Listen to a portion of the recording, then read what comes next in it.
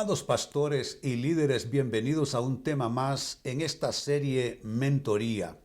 Hoy quiero compartir con ustedes un tema que a mí en lo personal me apasiona y me carga bastante al mismo tiempo.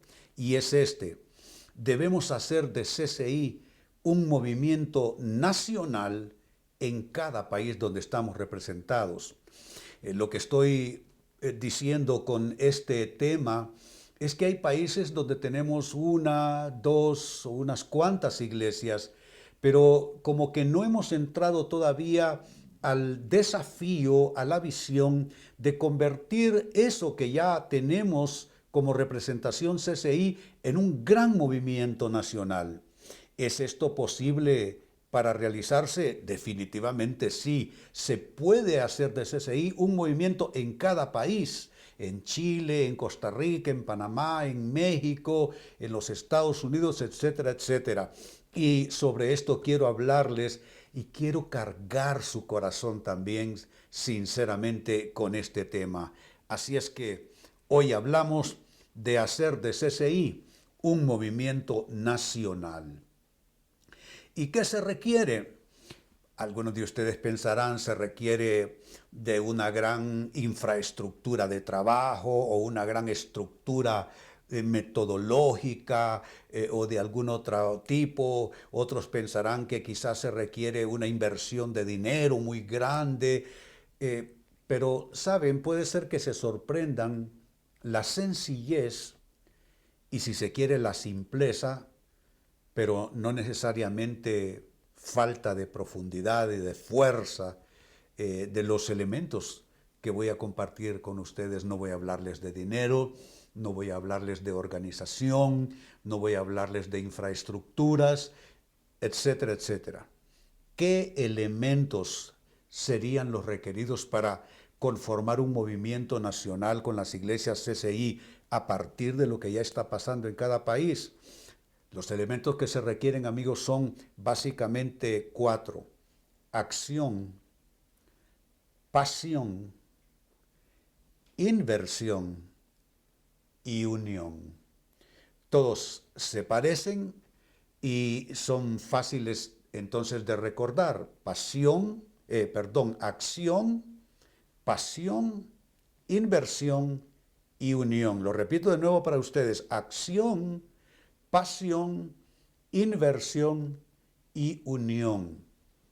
Y yo creo que esto incluso les puede servir a manera de estímulo para sus líderes en el nivel también de iglesia local. Ustedes pueden hablarle a ellos de la importancia de la acción, de la pasión, de la inversión y de la unión para hacer la obra de Dios. Pues quiero tocar cada uno de estos elementos. Quisiera leer de Marcos 6:34 en principio, porque allí aparecen los primeros dos de estos elementos, de estos factores. Marcos 6:34. Y salió Jesús y vio una gran multitud, y tuvo compasión de ellos, porque eran como ovejas que no tenían pastor, y comenzó a enseñarles muchas cosas. De este texto quiero señalar y destacar para ustedes dos vocablos, dos palabras: salió y compasión. El primero de ellos, salió, esto precisamente lo que denota es la capacidad de accionar. Salir es movimiento. Salir es algo que nos saca del, ¿cómo pudiéramos decir?, de la inactividad o de la inacción. Qué importante es salir. Algunos de nosotros, amados pastores, necesitamos salir de cierta mentalidad antes de hablar de salir en términos físicos. Lo primero que necesita la persona es cambiar su mentalidad, cambiar sus patrones, cambiar sus paradigmas. No es posible salir con un plan agresivo de plantar iglesias, de multiplicarnos en el Señor, si no cambia primero nuestra mentalidad y no sale de la inacción nuestro pensamiento. Amados pastores, Dios no nos ha puesto a solo darle mantenimiento a su obra. Esto se parece a la parábola de los talentos y de las minas, que se nos entrega algo para que negociemos con ello, para que lo multipliquemos, y eso reclama irse directamente a la acción. Así es que esta frase, no crean que es una frase rutinaria, una frase sin significado, sin fondo. Dice el verso 34, y salió Jesús y vio una gran multitud. Salió Jesús. Tú necesitas salir de algún modo. Estás estacionado probablemente en la rutina, en las costumbres, y hombre, uno puede estacionarse aún en los miedos, en las limitaciones propias. ¿Cuántos dicen no estamos preparados, no tenemos los recursos? Pero ¿y qué recursos tenían los apóstoles que fueron comisionados a predicar el evangelio en todo el mundo? No habían recursos, porque el gran recurso siempre es y siempre será Dios mismo. Él es nuestro recurso. Les decía en una de las mentorías semanales que un connotado pastor en mi país en cierta ocasión le escuché decir con bastante vehemencia que es imposible hacer la obra de Dios sin dinero. Lo dijo así, con fuerza, con vigor, con una convicción. Es imposible hacer la obra de Dios sin dinero. Desde mis entrañas yo dije no. Y lo que yo me he propuesto en lugar de un pensamiento así es que la obra de Dios se hace con coyunturas divinas. Son coyunturas que Dios mismo presenta y trae a nosotros para poder hacer su obra y poder expandir su reino en esta tierra. Pero, insisto, habrá que salir primero de una mentalidad, de una actitud dependiente del dinero, dependiente de los recursos. Como dije ya, ¿cuántos estarán pensando que no se puede porque no hay suficiente dinero, porque no tenemos suficientes líderes, porque nos basta y sobra con lo que hay que hacer en nuestra iglesia local? Pero pastores, salgamos de eso. Me permito recordarles cómo comenzó la primera obra misionera de CCI. Era yo pastor recién iniciado en el CCI Tegucigalpa, pastor general, y todavía estábamos en la International School, que fue nuestro primer local. Nos reuníamos en el patio, en esa escuela. Pero aún así Dios cargó mi corazón con comenzar la primera obra CCI y comencé a movilizarme, escúchenlo bien, hasta la ciudad de San Pedro Sula, al norte del país. Me montaba en un avión el viernes por la tarde. La persona que me asistía para dirigir las alabanzas y comenzar allá servicios, se iba en autobús porque no teníamos suficiente recurso financiero para pagar avión para 2 personas.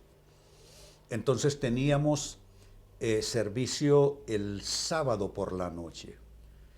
¿A dónde? En el garaje de la casa de un hermano. Llegábamos, poníamos las sillas, arreglábamos todo y teníamos servicio. Eso el mismo viernes por la noche, más bien, no el sábado, el mismo viernes por la noche. El sábado por la mañana tenía yo una reunión de discipulado, digámoslo así, un grupo discipular para formar líderes con un pequeño círculo. Eso temprano en la mañana, para luego al filo de las 9 de la mañana ir rumbo al aeropuerto, regresar a Tegucigalpa en avión y poder tener servicios el sábado en la tarde, que era uno de nuestros horarios desde el principio. ¿Qué pasó? Estuvimos dispuestos a salir. Yo creo, amados pastores, que uno puede poner muchos peros en esto. Pero si uno obedece a la visión, obedece al llamado y comienza a buscar dónde están las coyunturas de Dios, vamos a lograr salir. Cuando salgamos de nuestra mentalidad estrecha, empobrecida, entonces vamos a lograr salir también en lo físico, salir con planes maravillosos que Dios bendecirá y Dios recompensará abundantemente. Así es que lo primero es la acción. Quiero insistir con esta frase, y salió Jesús, nos habla de esa necesidad entonces de rompimiento. Rompimiento con la pasividad, rompimiento con los temores y con cualquier otra forma de confinamiento de la visión de avance. Es la mentalidad y es la actitud lo que en principio nos estorba, nos obstaculiza y nos dificulta hacer la obra de Dios. Así es que acción. Jesús salió, necesitamos nosotros también salir. Cada quien que discierna exactamente de qué debe salir para entrar a la acción. El segundo elemento, y estamos hablando de cómo es que se puede convertir lo que ya tenemos en cada país en un gran movimiento nacional. Lo segundo es pasión. Lo primero, acción. Lo segundo, pasión. Pasión, a diferencia de lo que pensamos por lo general, que pensamos que pasión es entusiasmo. O sea, lo que nos dice el mundo del fútbol, por ejemplo, la pasión por el fútbol, la pasión por el equipo que seguimos. También sentimos pasión por ciertos géneros musicales que nos gustan, ¿no es cierto? Entonces nosotros creemos que pasión es básicamente tener entusiasmo, pero no es así realmente. Lo que el vocablo pasión connota es más bien, escuchen esto, padecer como la pasión de Cristo. Cuando se habla de la pasión de Cristo, no se habla del entusiasmo de Cristo, sino de los padecimientos en la cruz. Entonces, pasión, lo que significa, amados pastores y líderes, es tener un padecimiento interior, un padecimiento espiritual, algo que nos duele, algo que nos conmueve por dentro, algo que nos desgarra por dentro. Eso es pasión. No simple entusiasmo. El entusiasmo puede ser solo algarabía. El entusiasmo puede ser solo gritos, alegría, risas. No, pasión es padecer como Cristo padeció. Es sentir esa urgencia de Dios, esa angustia, ese desgarro interior por las almas que se están perdiendo y por la necesidad de que el Evangelio de Dios avance y la gran comisión se cumpla para que Cristo pueda retornar a esta tierra. Entonces vemos, no se trata de entusiasmo, se trata de ese dolor interior, esa pasión que nos llevará a avanzar, a hacer algo más de lo que estamos haciendo, a andar la milla extra, a sacrificarnos más. No importa el precio que tome, no importa la carga de sufrimiento que haya, tener esa pasión porque la obra de Dios avance. Esa pasión te va a volver un pastor, un líder inquieto, no conformista, ambicioso, hablando de sana ambición por algo más, por lograr algo más, por tener algo más, para la gloria del Señor. El texto que leímos de Marcos 6 dice en ese verso 34, segunda parte, dice desde la primera parte, salió Jesús y vio una gran multitud de atención y tuvo compasión de ellos. Compasión es un vocablo emparentado con el primero que ya mencionamos, pasión, que viene de padecer, como la pasión de Cristo. Pues la compasión tiene una familiaridad con este otro vocablo. Dice que Jesús tuvo compasión de ellos. ¿Qué es lo que te mueve a ti, pastor? ¿Qué es lo que te mueve a ti, líder? ¿Te mueve el deseo de tener éxito? Nada más. ¿Te mueve una ambición más bien de orden personal en lo que haces para Dios? No puede ser solo deseo de éxito. No puede ser solo querer uno superarse y alcanzar metas. No, tiene que ver con compasión. Necesitas ser movido con compasión. Necesitas ser estimulado en tu espíritu con la compasión con la que Dios ve a las personas. Dice, tuvo compasión de ellos.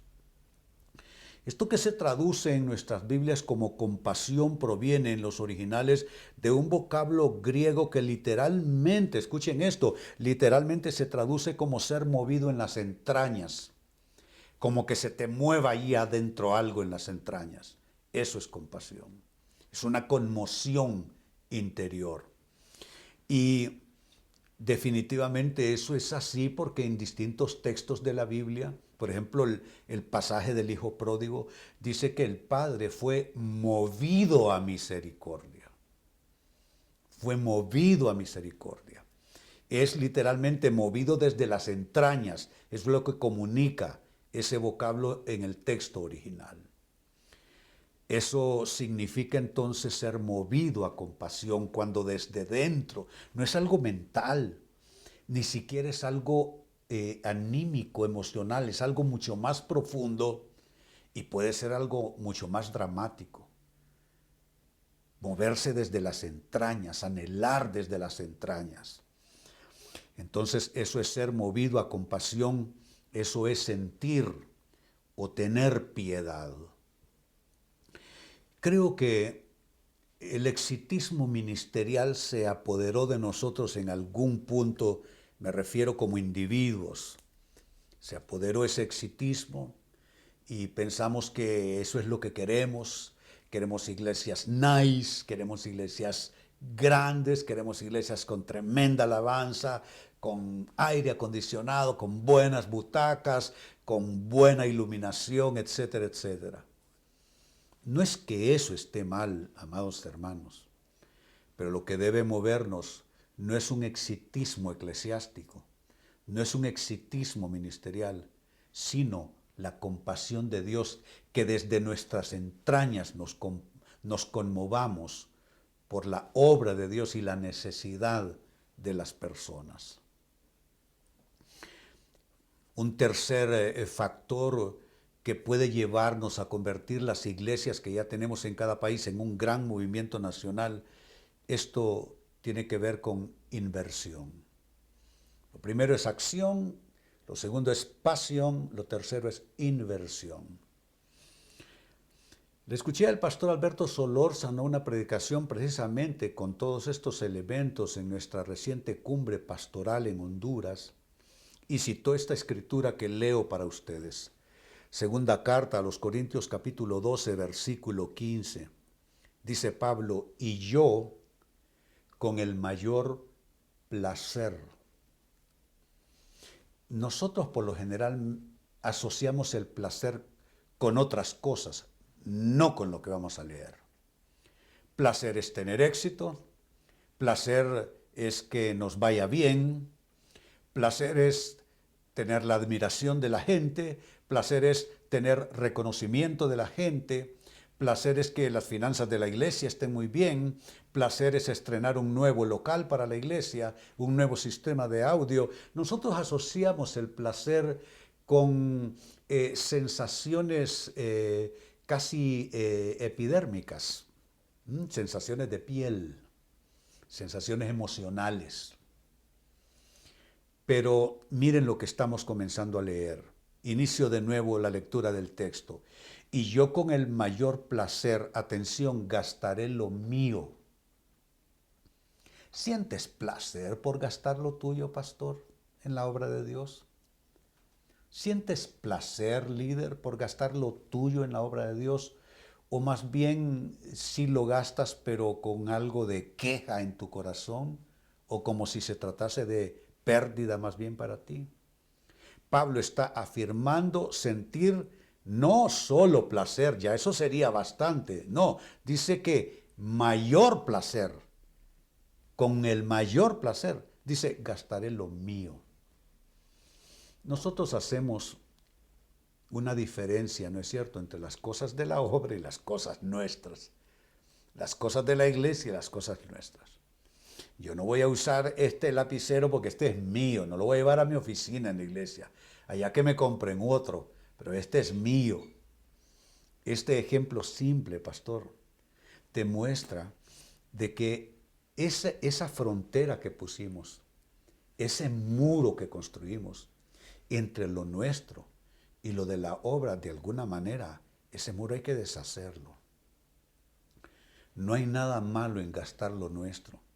Y esa inversión, no te hablo de dinero necesariamente, es inversión de tiempo, es inversión de vida, es inversión de talentos. Sabe, yo conocí a una pareja de pastores a quienes admiraba bastante, pero yo notaba que siempre que uno se encontraba con ellos y les saludaba, uno le decía, hola pastores, ¿cómo están?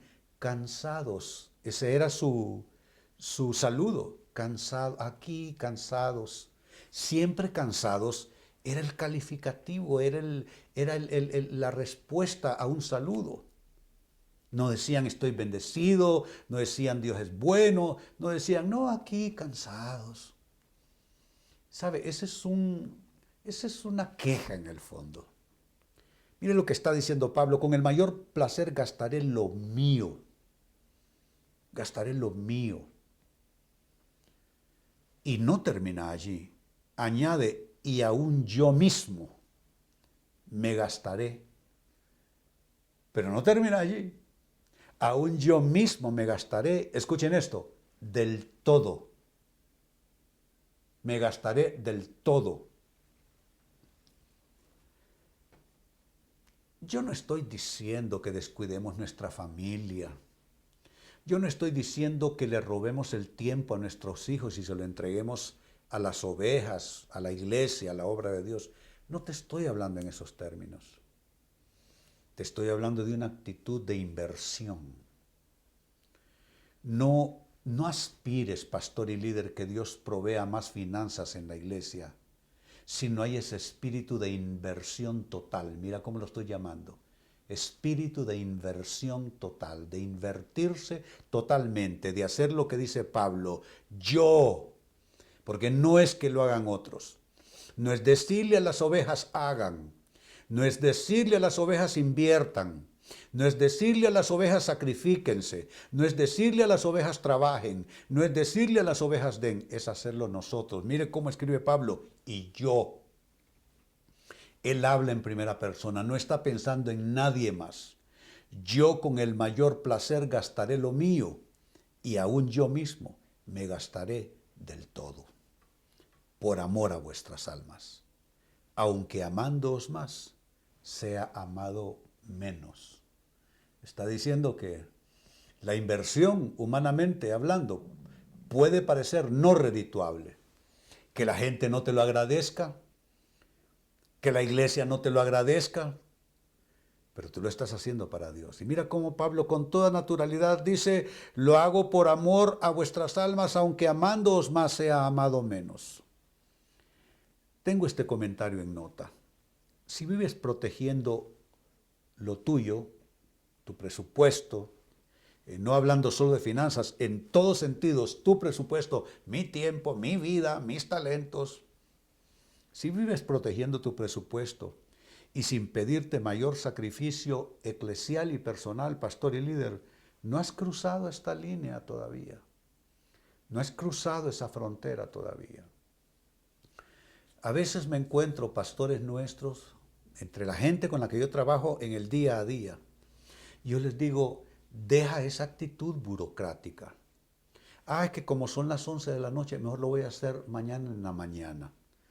Deja esa actitud burocrática. Le digo, si René te escribe a las 2 de la mañana, tú a las 2 de la mañana levántate y hazlo. No porque René te esté tiranizando, sino porque tú sabes que cruzaste esa línea de la autoprotección, de la autodefensa y te estás dando del todo a ti mismo. Y sabe, no, esto que voy a decir no lo voy a decir para que me aplaudan, porque no lo necesito realmente. Pero yo no tengo horario. Si a las 2 de la mañana viene a mi mente una idea, yo ahí nomás tomo mi dispositivo y comienzo a escribir. Quizá tú dirás, pastor, es obsesivo. No sé, califícalo así si quieres. Yo lo que entiendo es lo que estoy leyendo. Yo con el mayor placer gastaré lo mío y aún yo mismo me gastaré del todo por amor a la obra de Dios. Como ven, no cualquiera entonces puede convertir una iglesia o un ministerio en un gran ministerio y un gran movimiento nacional. Solo personas que cruzan cierta línea, solo personas que cruzan cierto umbral, cierto límite, cierta frontera. Pero si lo cruzas, tu ministerio dejará de ser solo un ministerio pastoral o de liderazgo y entrarás en el nivel apostólico de la obra de Dios. Y número 4, con lo que cierro, otro elemento más, otro factor más para convertir CCI en un movimiento nacional en cada país se requiere también unión. Lo primero es acción, lo segundo es pasión, lo tercero fue inversión y ahora cerramos con esto, unión. Hay un dicho popular que seguramente tú lo habrás escuchado, dice la gente, en la unión se hace la fuerza. La Biblia lo dice de otro modo, dice que son dos mejor que uno, porque tienen mejor paga y mejor recompensa de su trabajo. La unión es importante, la unidad es importante.